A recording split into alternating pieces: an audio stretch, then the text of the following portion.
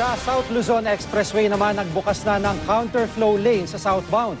Nagsimula na rin kasing dumami ang mga sasakyang pabalik ng Metro Manila na inaasang papalo sa 200,000.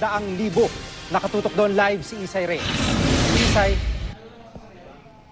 Jiggy, unti-unti na nga bumibigat ang daloy ng trapiko dito sa South Luzon Expressway, partikular yan dito sa Ayala Greenfields at saka sa Alabang.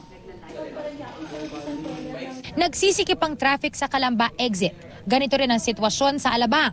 Dito kasi naiipon ang mga sasakyan papasok ng Sucat, Parañaque.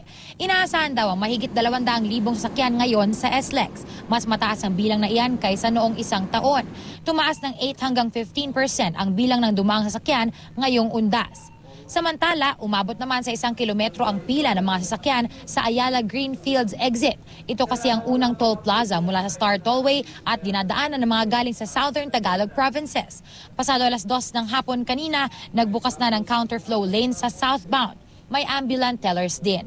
Ayon sa pamunuan ng SLEX, ito na raw ang simula ng bugso ng mga sasakyan at mas babagal daw ang trapiko bago maghating gabi. Expected baka mag 5 kilometers pa yan. Oo, tapos lalaylo yan, mga alas 10, alas 11 hanggang alas 12. Tapos sa madaling araw, mag-uumpisa tayo dyan siguro mga alas 4 hanggang 10 in the morning tomorrow.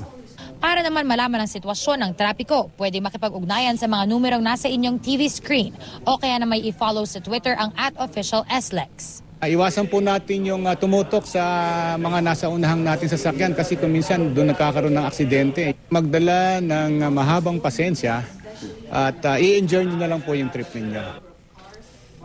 Jiggy, yung pinapakita natin ngayon sa ating screen niya, yung sitwasyon sa Alabang. No? Nakikita natin na moderate to heavy na yung daloy ng trapiko. Nagkakaroon ng pagsikip dyan dahil yung mga sasakyan na papasok nga ng Sucat Service Road ay naiipon.